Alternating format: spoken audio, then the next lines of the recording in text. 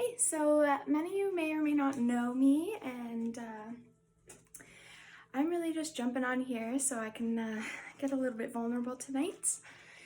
I've been working on some shadow work, and some of these questions were really deep, and I feel like maybe these will get to you guys as well. So essentially, it goes on about how memories and thoughts are unstable and changeable when they're in your conscious mind. So if you're thinking of a memory, you can actually change it. So that's what I've been reading in a few of these books. And so I'm just gonna read what came up, okay? So I'm gonna focus on a memory that keeps coming up about me in Calgary when I was very misunderstood and something happened, and my mom and her boyfriend thought I ran away, and there was this big story. Everybody thought I ran away. Everybody was posting my Facebook page, but my phone had just died and I got separated from my friend who I was supposed to be staying at her house. Meanwhile, she ended up calling my mom looking for me, so that obviously freaked my mom out because she's like, what the heck, you're supposed to be with my daughter. Like, why are you calling me trying to find my daughter when I just left you guys together, kind of thing.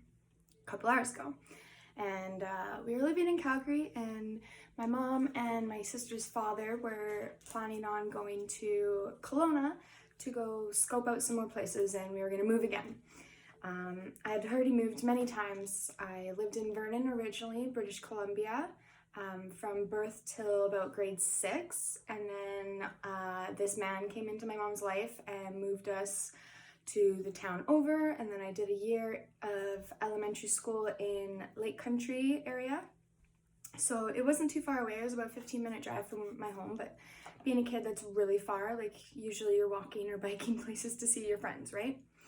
So we ended up moving to Lake Country, and we lived there for a bit. Another story in that altogether. So when we got to Calgary, we lived there for about 9 months, and then they were going to move again. So I was like, oh, I'm so tired of moving. I want to just finish school in one place, because I had previously lived in Airdrie just for a year before that, after Lake Country. So I just kept moving, and I was so tired of it. So while they were driving to Kelowna, oh yeah, so also getting vulnerable, and I'm gonna be real here, he was a drug dealer, and it was horrible. He was the worst. I didn't like him from the moment I met him back in grade 6 before we moved towns. I didn't like him when he drove in his stupid PT Cruiser, purple PT Cruiser, like, I don't know.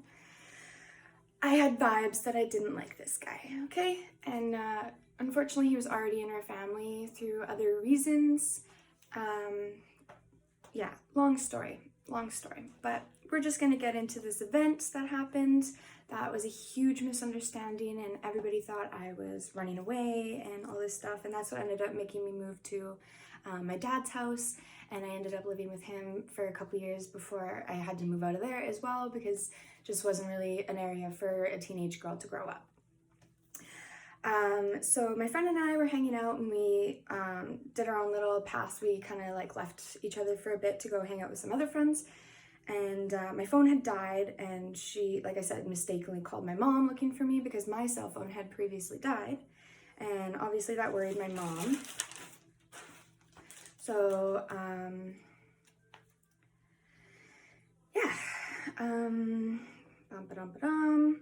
so my sister's father I believe he was a drug dealer when we were living in Calgary, and I believe he was ripping people off, and I believe he was blaming me, and I was in grade 9, so I didn't even really, it was the beginning of grade 9, so I didn't even really know much about drugs. Like, I was pretty innocent little girl. Like, I don't know, I didn't smoke weed, I didn't drink alcohol at all. Like, none of that stuff happened until like way later when I was living at my dad's house. So yeah. So okay. So my mom and her boyfriend and my sister's father turned around from their road trip, and they came back to Calgary to try and find me. Little did I know, because my phone was dead and everybody was posting on my Facebook page trying to find me. They thought I ran away. Meanwhile, I was just hanging out with some friends, and I don't even know, I think they were all partying and drinking, and I just needed to charge my phone. And then a couple hours in, I found out that everybody was looking for me. And yeah, so I remember I got my friend's older brother to walk me across the city, because it's the city of Calgary, and we lived in like the Mount Royal area. And it's kind of sketchy. The buses had already finished for their night or whatever. So he walked us to go meet up with my friends so that we can meet up and finish our sleepover kind of thing, because all my stuff was there and whatever. So we were walking, and I remember we got to the library around Mount Royal area, and we were on the street, and I just had this like weird feeling. I was like, okay, let's just get off the street. Like, I'm just like getting weird vibes. So we walked down to like the steps of where the door was. And I remember my mom on the phone or texting or something saying, oh yeah, we're sitting at home. We're just waiting for you. We were looking for you, kind of thing. And then as they say that, I see him driving around, like driving right past us. And like, obviously my heart just started racing. I was so scared because he was a scary man. Obviously, a drug dealer is scary. Like, I feel like he was doing his products, so that's even scarier.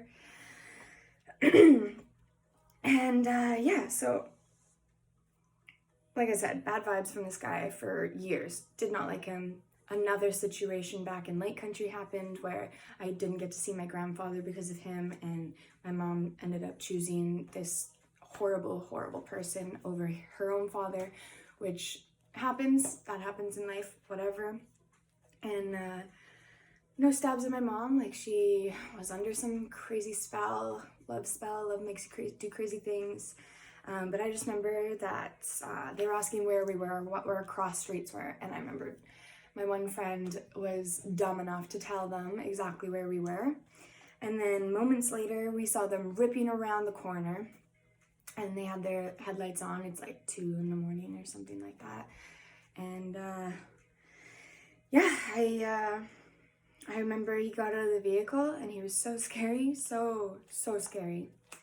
He came over, and I'm just gonna let you guys know that this is kind of scary story. So I just want to share it to let you guys know that people can get through things and they can come out on the other side, and it's not always downhill.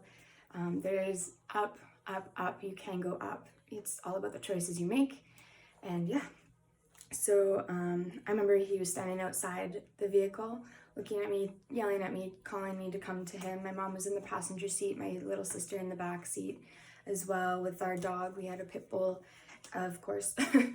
And yeah, I remember he was screaming and my friend was screaming, and he ended up coming over and grabbing me by my hair and like throwing me into the car and smashing my face. And yeah, it was really horrible. And I just remember like looking at my mom like, what the hell? Like, what the hell are you doing? Like, how could you let him do this to me?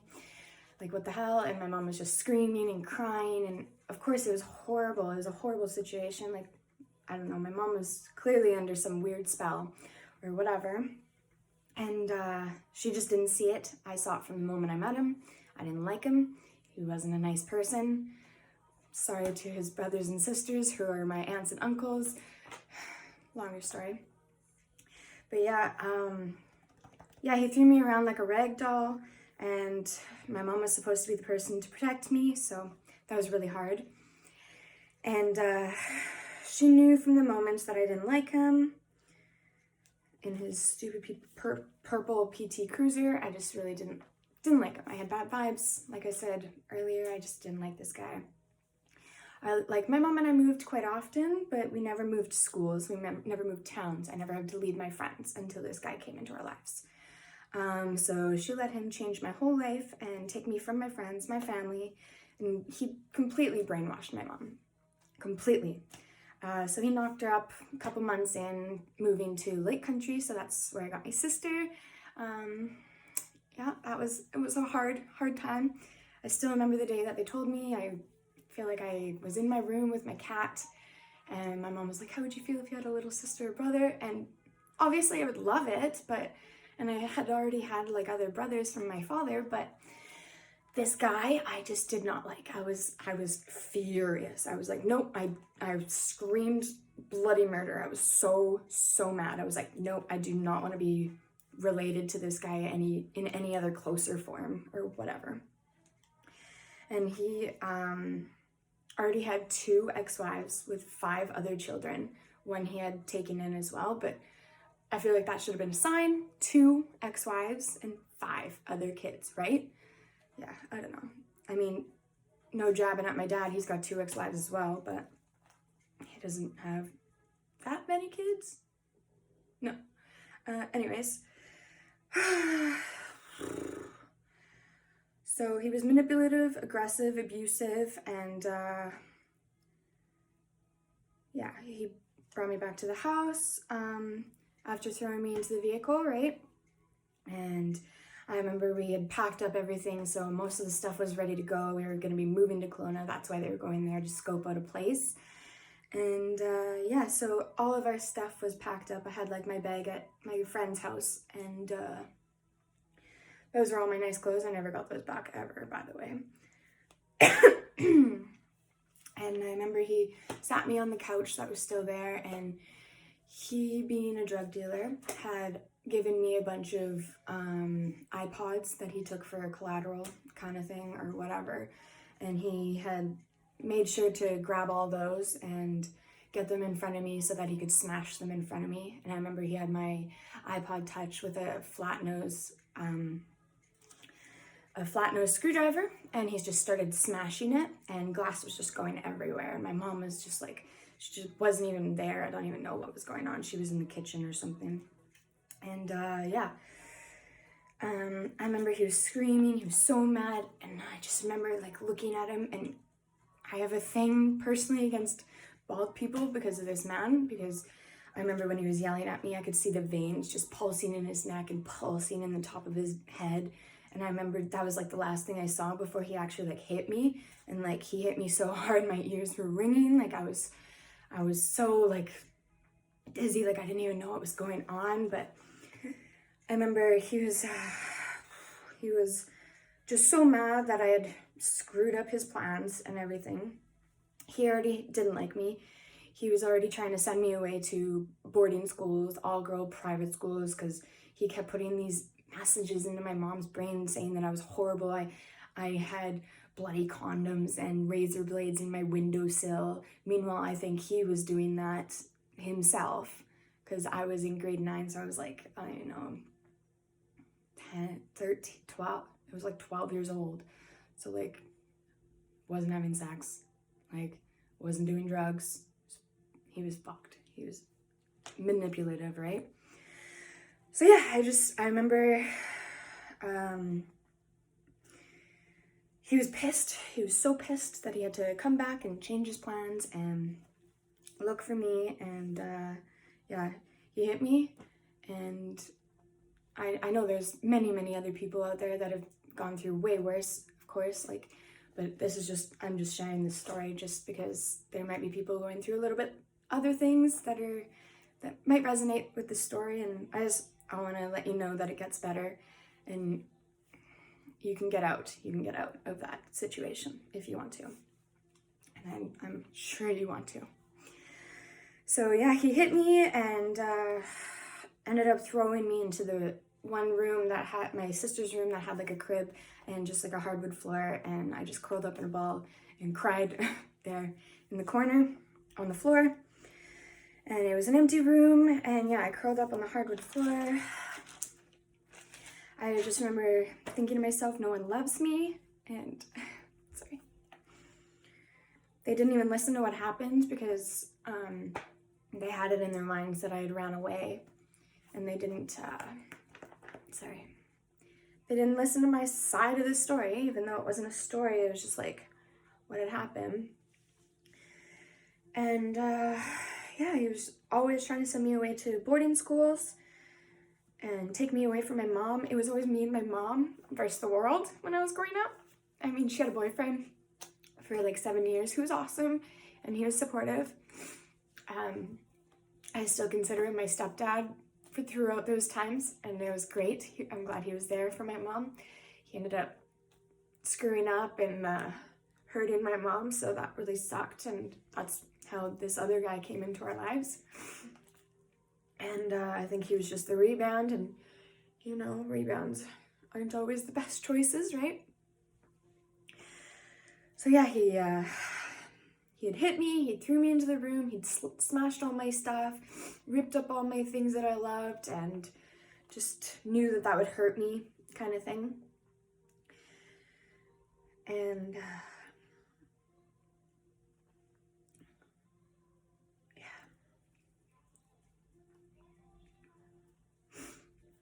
I just remember this is what got us to, I never got to see my sister grow up. I remember I was moving in with my friend after all this had happened. I didn't want to be living with my mom and this guy, because he was horrible. He just hit me. And I was like, what the heck, Mom? You're supposed to be protecting me. And like, I love my mom. She was under a spell. And we've talked about this, and I forgive her for all of this. But I wanted out of there. So I went and stayed with my friend for a bit. And I was going to stay and finish my school there. But that didn't work out. And it was really hard.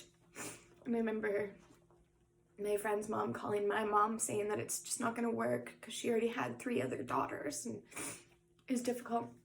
And I remember he came and picked me up in the middle of the night, and my girlfriend gave me some food and a few clothes to wear because I had nothing, because he had destroyed it all.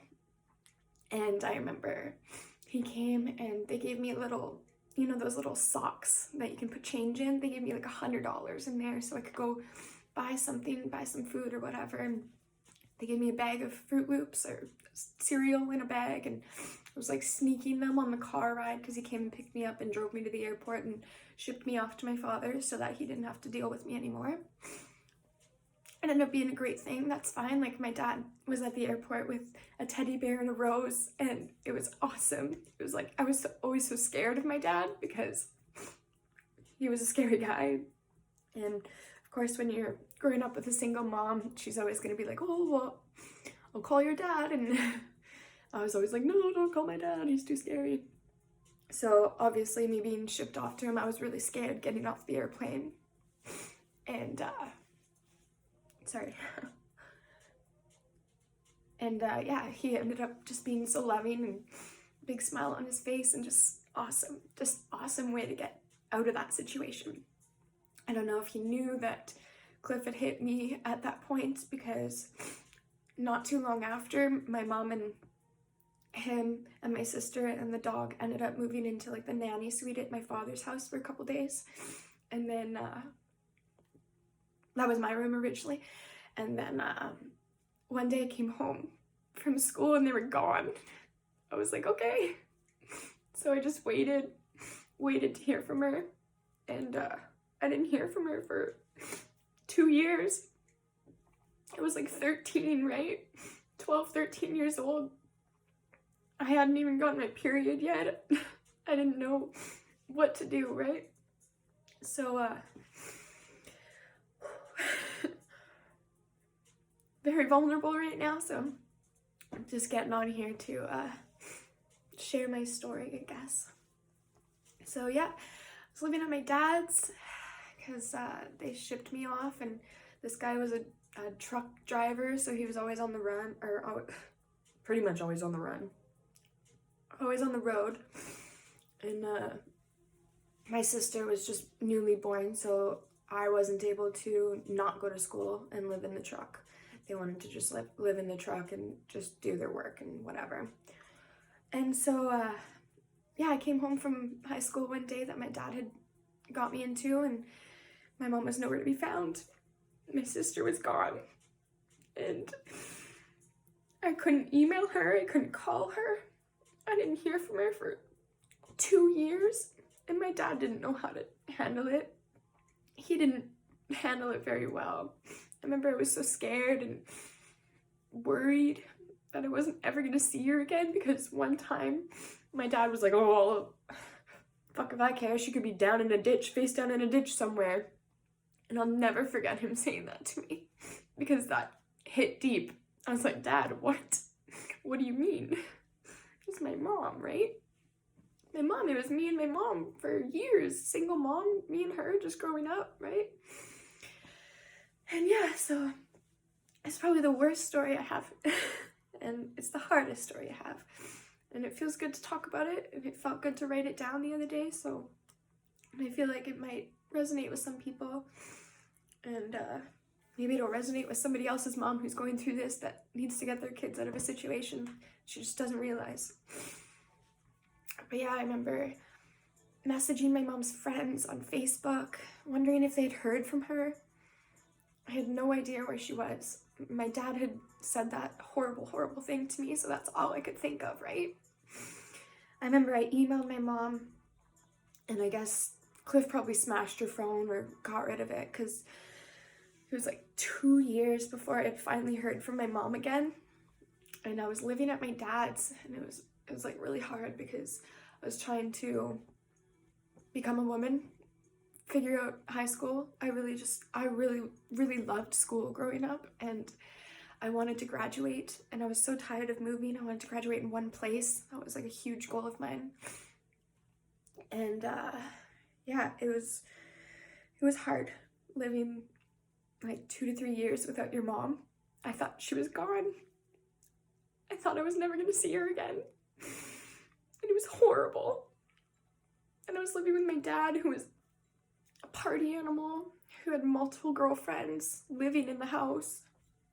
And like, that's just the kind of guy my dad is. And I'm not harping on him or anything, but I needed a woman in my life, right? That was a huge time where I needed a woman in my life. I didn't know what to do when I got my time of the month.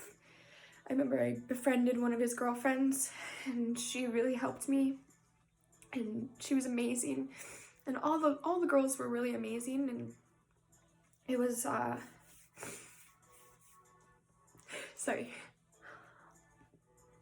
it was awesome, but it was also really shitty, because I was kind of like the same size as a lot of them and not much younger.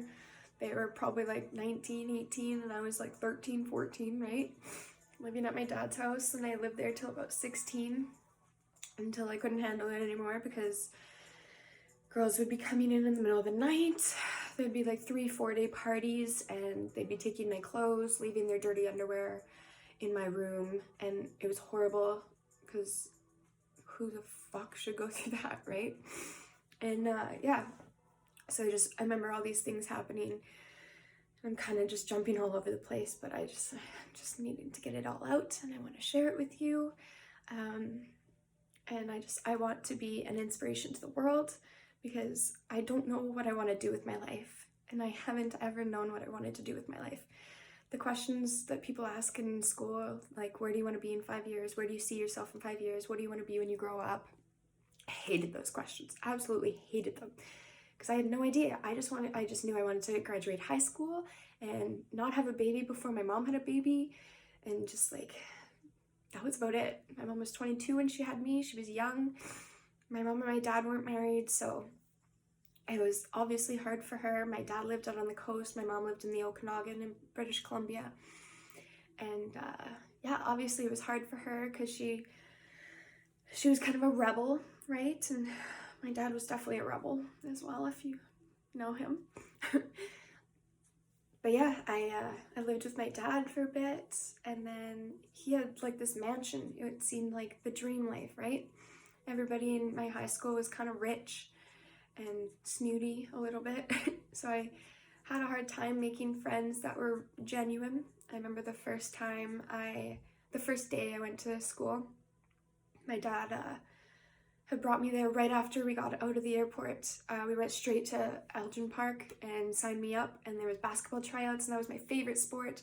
And I was the best on all the other teams in Alberta, but they also didn't really have like a very good system at Mount Royal, so I don't even know if they had like inflated basketballs. Like, might be a little.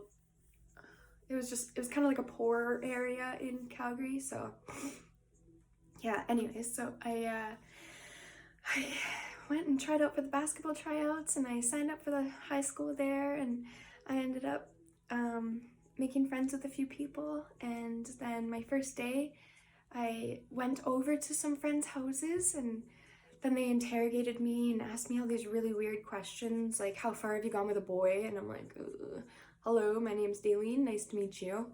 And then they were telling me which guys to stay away from. It was kind of like the movie Mean Girls, like, oh no, you can't like him, that's Regina's ex-boyfriend, or kind of thing. It was literally, I felt like that. I felt like the popular girls brought me in, and then when I was like, whoa, I can't really do that, which I should have just kind of put an act on and become friends with them, because it probably would have been easier, but I wasn't able to be that fake, so I didn't befriend them, and I kind of like found my own friends.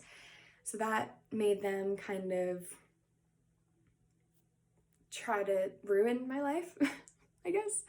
So I was friends with a couple other girls, they were super cool, and then we went to like a party, and then a huge rumor went around that I hooked up with my new friend's boyfriend or guy that she liked, and I didn't even know who this person was. I didn't hook up with anybody. It was just these snooty girls spreading rumors about me, of course, just like in how you would think Mean Girls would be, of course. And it was really hard. It was hard going to high school. I moved in the middle of the year, so I got all the crappy teachers. Like, I remember I had a math teacher that didn't speak very good English, and he was from Iraq, and I failed the midterm because I was learning in Airdrie, Alberta. I was in advanced math because they learn differently back there. So I was literally watching the TV show Numbers and then doing stuff about the TV show. Like, they didn't know how to really teach us in the advanced math class. So that made me fall behind in when I moved back to BC. So the school that I went to was like the best in the schools for education, and it was the best in the schools for sports as well. Like, it was a really good sports program. So obviously I didn't make the basketball team because I hadn't had the previous years back up like all the other people did, right?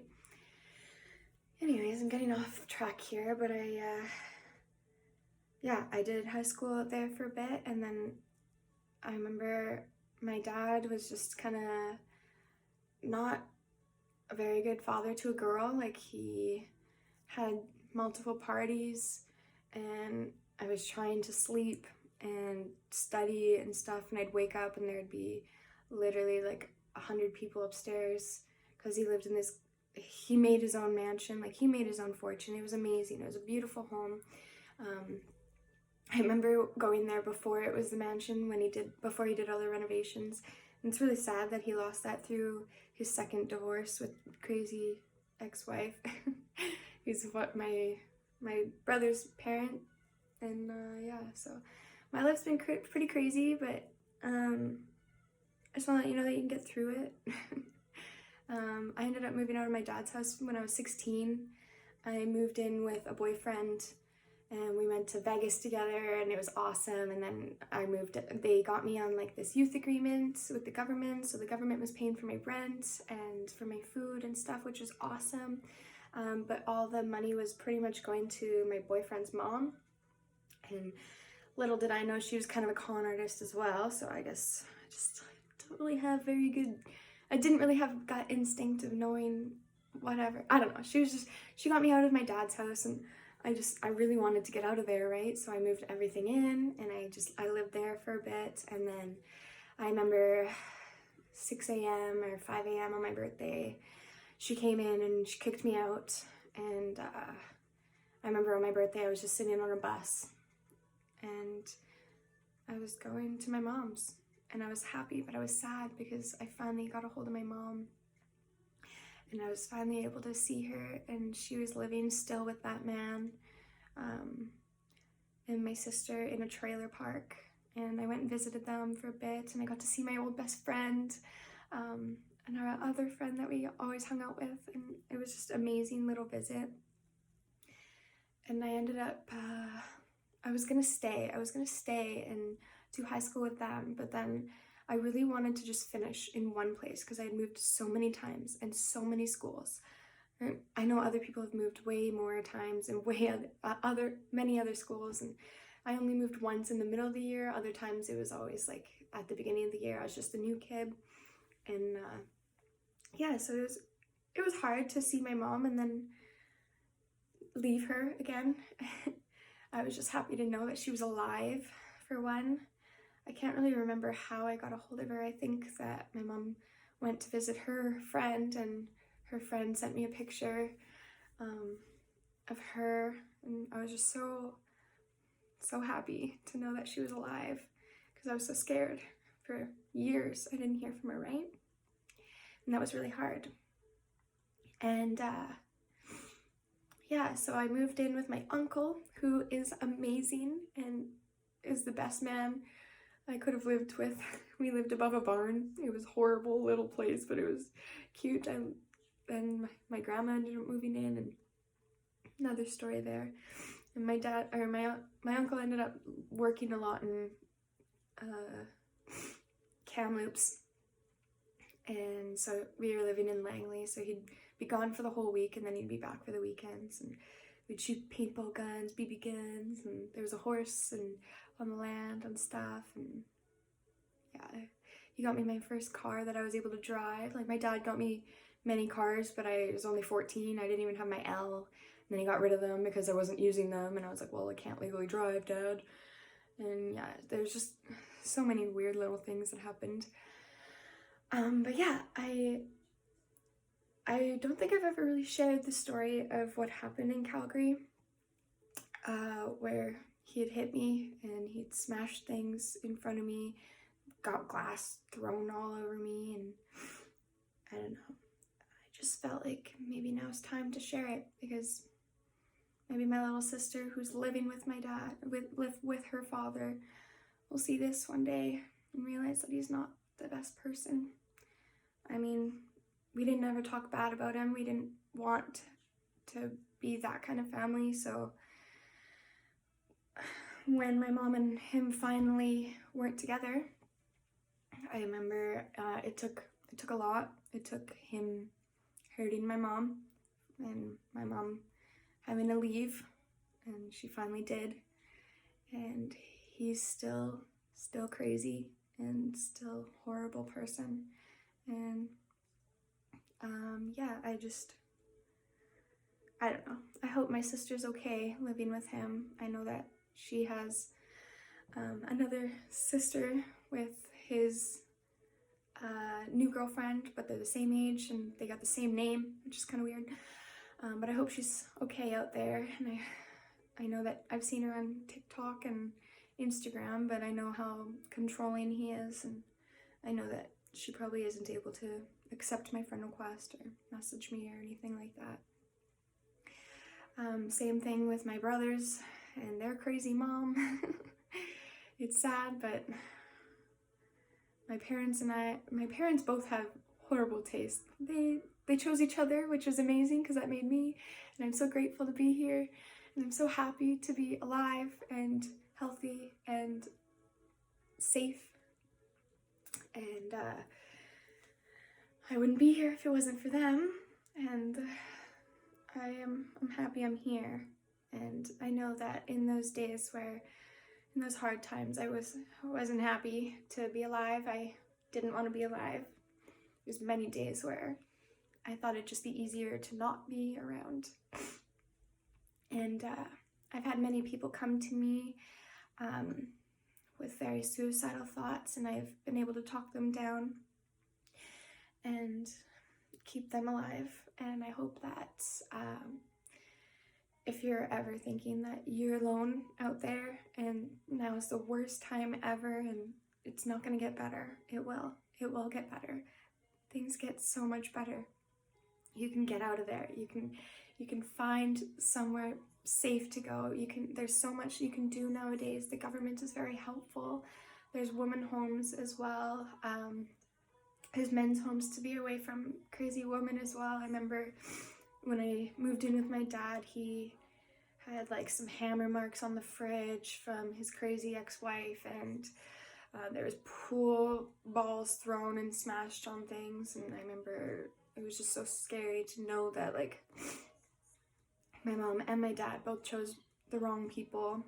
They may have had the right people originally, like maybe not each other, but my first brother's mom and my father, they're just adorable, and I would love to see them back together. But of course, they live completely different lifestyles, and that would be probably really difficult.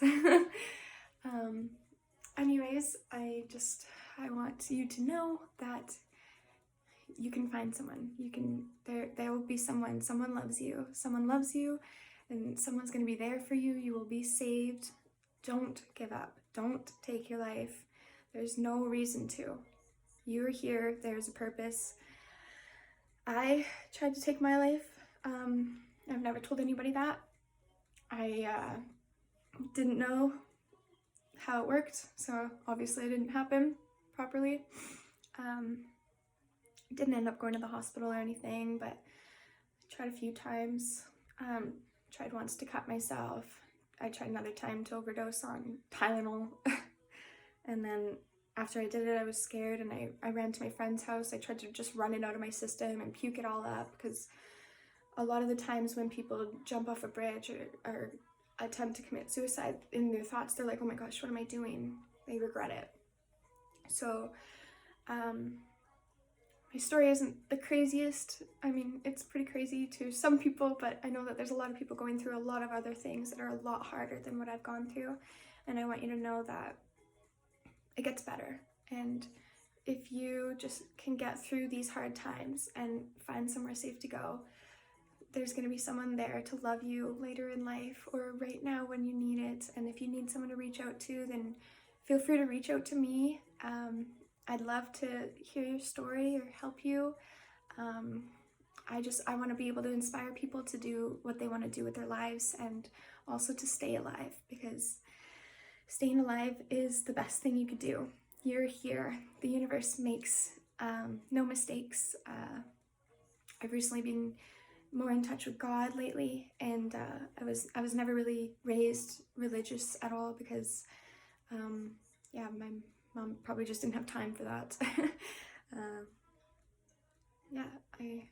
I love you, and I appreciate you, and if you're looking for someone, then reach out to me.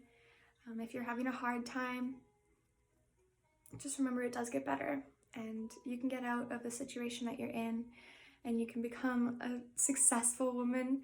I am on my way to becoming a successful woman. I want to start an inspirational page, and I hope that this reaches many people and saves lives if I can, because I've had some people take their lives in my life, and it's so sad to see them go. And as you see, like with Robin Williams and other people who have taken their lives, happiness is kind of a cover, right? Like, the saddest people always have the biggest smiles, and they're always trying to make other people smile as much as possible. So keep your head up. You're doing great, and you can do it, okay? I believe in you. Things are hard. Life is hard. That life throws horrible things at you, and it's about how you react. And I'm so happy that I messed up all those times where I'm still here. I am alive. I am alive. I have gone through a lot. That was just one of my little stories that I've gone through, and it was hard, and I didn't think I'd get out on the other side, to be honest. And I also didn't think I'd ever see my mom again.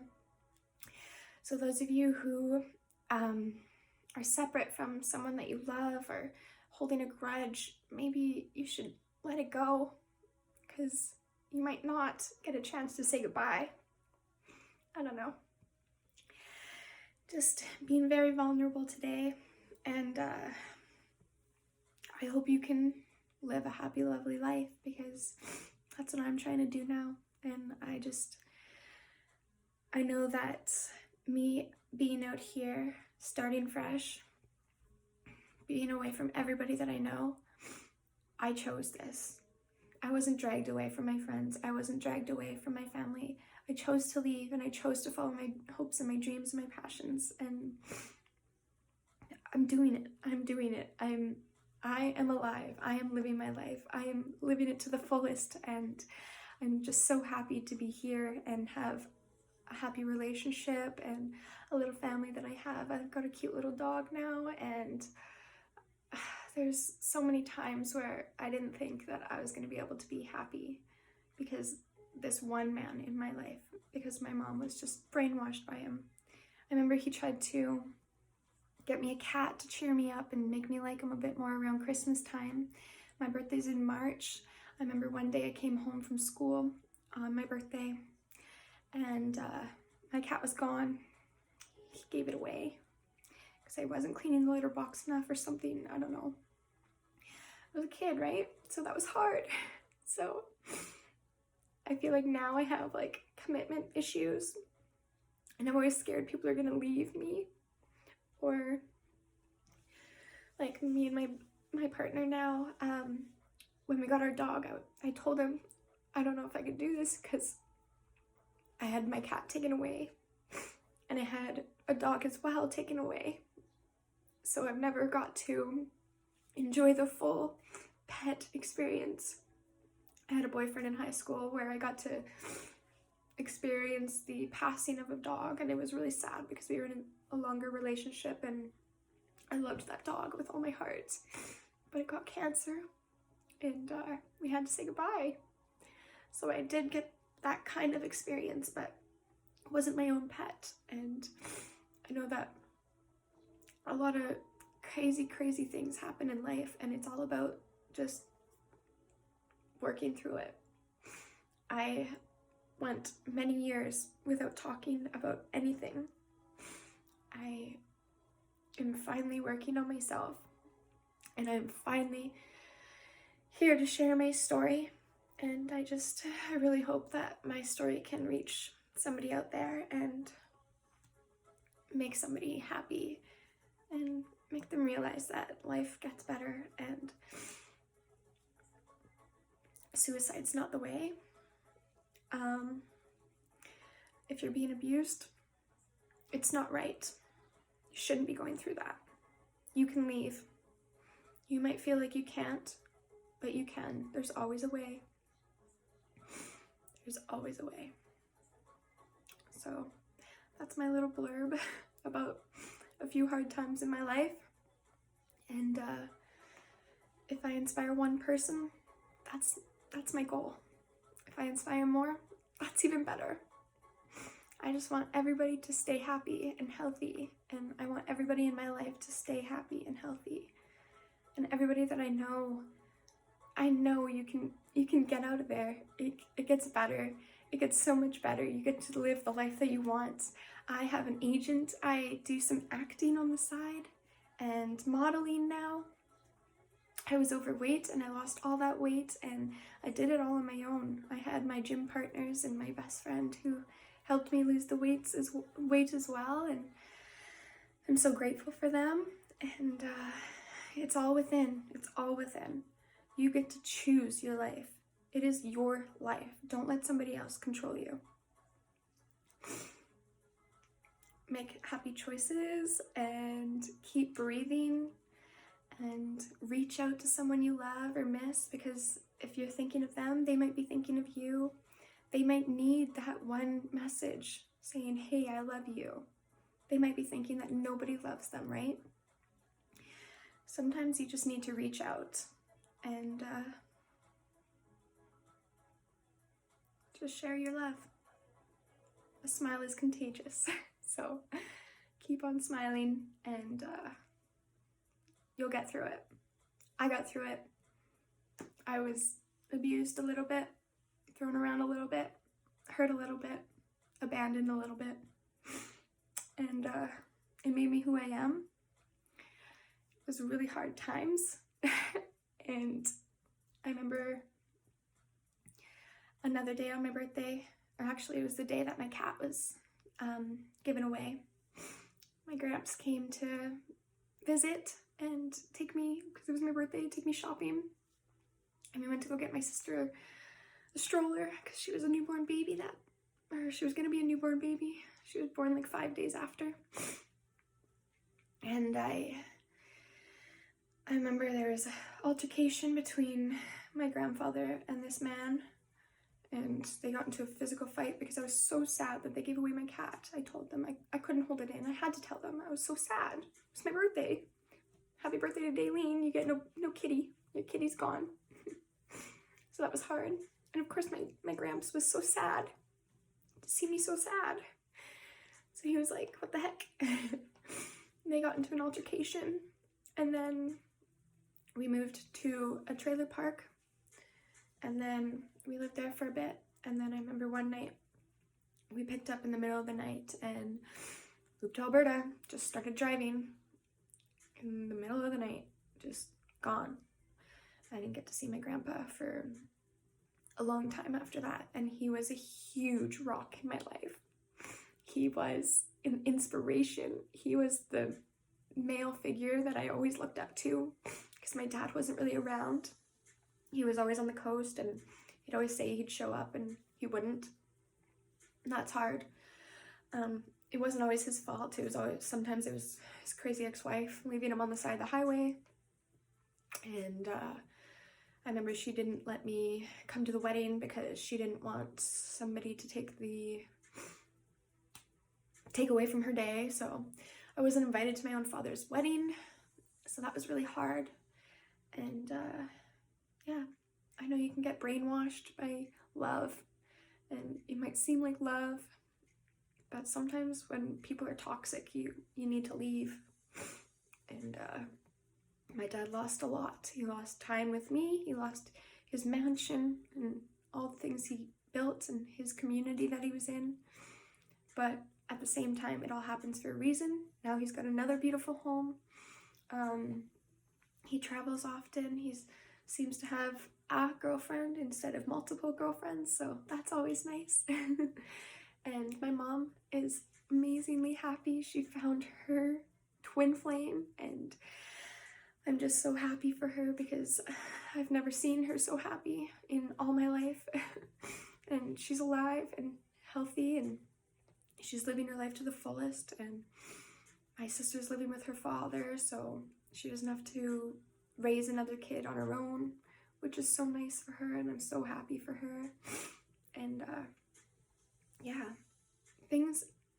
life is hard. Life throws hard things at you, but it's okay. Sometimes you just gotta feel those emotions and then let it go. It's hard to let go, but once you can learn to let go, things just start happening for you in the most amazing ways. And I'm 25 years old now. I've been living on my own for almost 10 years. And I mean, like, I've always had like a roommate or an uncle or just someone else living in the home, but like, I've been on my own. I've been on my own 2 feet. I've been taking care of myself. I've had a job. I've got a car now again. And like, I've made mistakes. I've made huge mistakes, of course. And I've been rebellious, and I regret some things. No, I don't actually. Because if I didn't go through it, I wouldn't be the person I am today. I mean, some things were really, really hard to go through, but that's okay because it made me who I am. And now I'm following my own spiritual journey, and I'm slowly awakening to where we are in life. And yeah, just remember that somebody does love you. There's always somebody that loves you. God loves you. If you can't find anybody else, then there's God. And I know that's so crazy coming from me. Like, if you know me, like, I'm not really God person, but like, I've always been willing to learn, willing to listen, just open. I've always been open to everything and every possibility. So that being said, I think I'm just kind of rambling on here, but that was a good hour talk, I guess. And if you feel down or sad, reach out to me, or if I know you, if I don't know you, reach out to me anyways, whatever. And just remember that things do get better, And once you get out of that sick spot, that horrible place that you're in, it can only go up from there. And that's all it's been doing for me, is just up. And I'm just so happy. And I'm here to inspire people to live their best life and to live the life they want, and all their hopes and dreams. I hope they all come true for you. And I've been learning about the law of attraction, and it is about thinking about what you want, but it's also about making that effort and working hard. So I'm going to be posting a lot more videos like this.